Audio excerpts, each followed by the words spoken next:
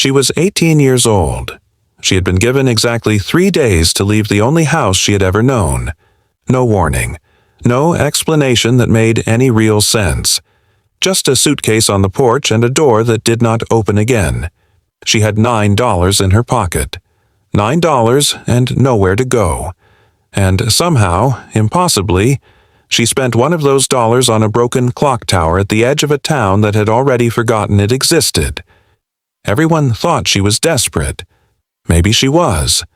But what she found, locked inside those rusted gears, buried beneath decades of dust and silence, was not just a secret. It was the answer to a question she had been carrying her whole life without even knowing she was carrying it. Before we continue, if stories like this mean something to you, hit subscribe, and tell us in the comments where you are watching from. We love seeing how far these stories travel. Nadia grew up in a house with rules, but not much warmth. Her aunt and uncle had taken her in when she was 4 years old, after her mother disappeared from her life in the quiet way that some people do, not dramatically, not with a scene, just gradually and then completely. Her uncle was not cruel. He was simply absent in the way some adults are, present in the room but nowhere near you. Her aunt was the kind of woman who kept a clean kitchen and remembered everyone's birthday, but never once asked Nadia how she was feeling and actually waited for the answer. She was fed. She was clothed. She went to school. From the outside, it looked like enough. From the inside, Nadia always felt like a guest in someone else's life. Like she was borrowing a family that was never truly hers. She was a reader. The kind of girl who disappeared into books the way other kids disappeared into sports or music. She loved history specifically. Not the dates and battles kind. The quiet kind. The stories of ordinary people caught in extraordinary moments. She used to spend Saturday afternoons at the town library reading about places that no longer existed, streets that had been paved over, buildings that had been torn down. She was drawn to things that had been forgotten. She understood them. The day she turned 18, her aunt sat across from her at the kitchen table and told her it was time to start thinking about her own life. That they had done what they could. That the house was small. That her uncle's situation at work had changed. The words were gentle, but the meaning was not. Nadia had 3 days. She packed what she could carry and left on the morning of the 3rd day before anyone woke up. She did not want to watch them watch her go. She walked for most of that day. She had no plan. She had no one to call. She just walked through the town she had grown up in and felt the strange, disorienting grief of being invisible in a familiar place. Every shop she had been inside, every corner she had turned, every street that looked exactly the same as it always had while she herself had been quietly dismantled. That was when she saw the sign. It was taped to a wooden post near the edge of the old part of town. Handwritten, barely legible.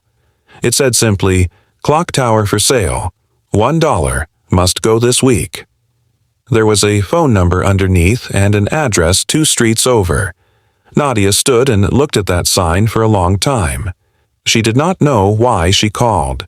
She would not be able to explain it if you asked her even now. Something about the word must. The urgency of it. Like even the sign was tired of waiting.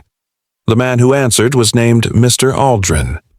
He was in his late 70s and spoke in the slow, measured way of someone who had stopped rushing a long time ago. He told her the tower had been in his family for 60 years, that it sat on a small parcel of land his grandfather had owned, that the town had once used it as a public clock but had stopped maintaining it sometime in the 1980s and eventually just pretended it did not exist. He said he was moving to live near his daughter in another state. He said he did not want the tower demolished, but he also could not take it with him, and that $1 felt like a better ending than a wrecking ball. Nadia met him there that afternoon. The clock tower was smaller than she had imagined from the sign, maybe 30 feet tall, built from dark stone that had gone greenish in places where the damp had worked its way in over the years. The clock face on the upper section was still there, but the hands had stopped at 4:20, frozen in a moment that had long since passed. The door at the base was old iron, swollen slightly in its frame.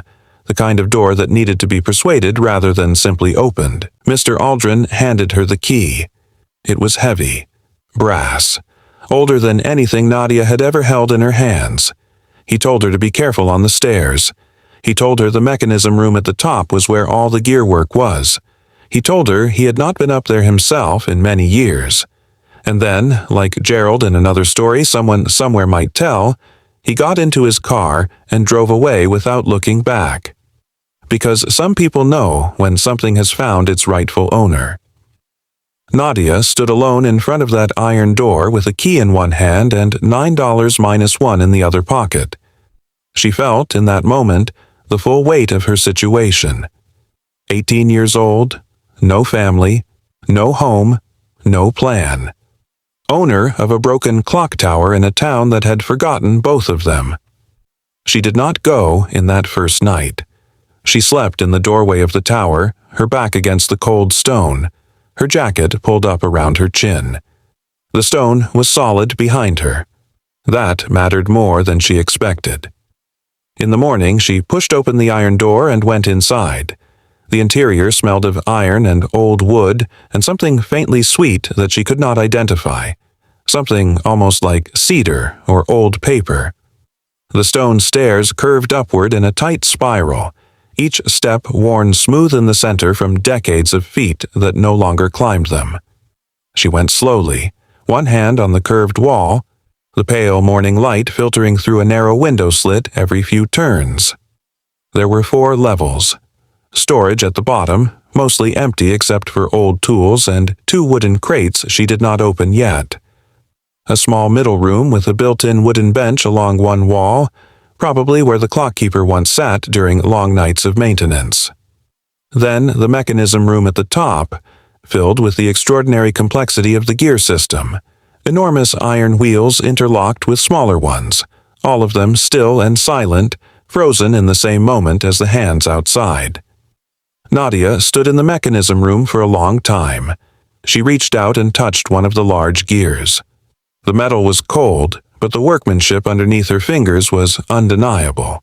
Someone had cared enormously about this. Someone had built something meant to last. And then she noticed something that should not have been there. Wedged between 2 of the large gear wheels, wrapped in cloth that had once been blue but had faded to the color of old sky, was a small bundle. Tight, deliberate, hidden in a place where only someone who knew exactly where to look would ever find it. Her hands were not steady when she pulled it free. Inside the cloth was a journal, small, leather-covered. The pages were yellowed but intact, protected by the cloth and the cold, dry air of the mechanism room. On the inside front cover, written in a careful hand that somehow felt familiar before she could understand why, was a name. The name was Lena Vasile. Nadia's mother's name was Lena. She sat down on the floor of the mechanism room and did not move for a very long time. The journal was her mother's. She understood this the way you understand things that have been true all along, not with shock, but with a strange settling feeling, like a door swinging open that you had been leaning against for years. The handwriting, she had seen it once on a birthday card that arrived when she was 7, the only one that ever came, and which her aunt had quietly taken away before she could read much of it. She had never forgotten the shape of those letters. She just had not known what to do with the memory. She read the journal over 2 days. She barely slept. She came down only to get water from the tap she found on the ground floor. The journal was from the years before Nadia was born and the years just after. Her mother had been 20 when she wrote the first entry. She was from a family that had come to this country with very little. She wrote about loneliness in a way that Nadia recognized from the inside. She wrote about working in this town, about the clock tower she used to walk past every evening on her way home, about how she found the door unlocked one night during a storm and took shelter inside, and about how the clockkeeper at the time, old Mr. Aldrin's father, had found her there and instead of turning her out had made her tea and let her sit by the small heater in the middle room until the storm passed. She had come back many times after that. The tower became the place she went when the world was too much. She hid the journal there because it was the only place she had ever felt safe enough to be honest. She wrote about her fears and her dreams and eventually about a little girl she was not sure she could take care of the right way. She wrote that she loved her daughter more than she had ever loved anything. She wrote that leaving was the hardest thing she had ever done, and that she hoped someday, somehow, her daughter would find something that felt like home the way this tower had felt to her. She wrote that she hoped her daughter would know she was not abandoned. She was placed somewhere safe by someone who was not yet safe herself. Nadia finished the last page of that journal as the afternoon light came through the narrow window slit and fell across the silent gears in long, thin lines of gold. She sat in that light for a long time, not crying, something past crying, something quieter and older and more complete than tears. She stayed in the tower. She made it livable slowly, the way you make anything livable, one small improvement at a time, with very little money and a great deal of stubbornness. She sealed the gaps in the stone. She fixed the iron door so it opened without fighting. She cleaned the mechanism room until the gears were visible in their full extraordinary detail. She found work in town.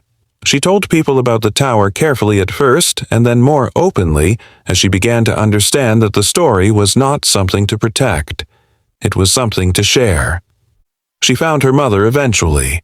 That is a longer story with harder chapters than this one. But she found her, alive, living quietly in a city 4 hours away. The reunion was not a movie moment. It was awkward and incomplete and full of silences that would take years to learn to sit in comfortably. But it was real, and real, Nadia had learned, was always worth more than perfect. The clock tower still stands. Nadia had the mechanism repaired in the 2nd year. The hands move now. They keep time again. The clock face on the upper section shows the correct hour to anyone in town who looks up. She wound it herself the first time. She stood in the mechanism room and watched the gears begin to turn, and felt the whole tower come alive around her like something waking from a very long sleep. She understood then what the tower had always been. Not just a building, not just a clock, a thing that had stopped moving not because it was broken but because it had been waiting for someone to come inside, to take it seriously, to care enough to start it again. Some of us stop for the same reason. Not because we are broken, because we are waiting for someone to find us in the right place at the right time and say, "I see you. I will not walk away." And sometimes that person turns out to be yourself. If this story found you today, subscribe Echo Stories.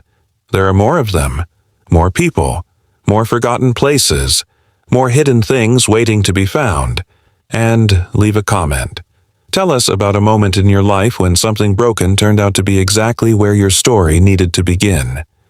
We read every single word.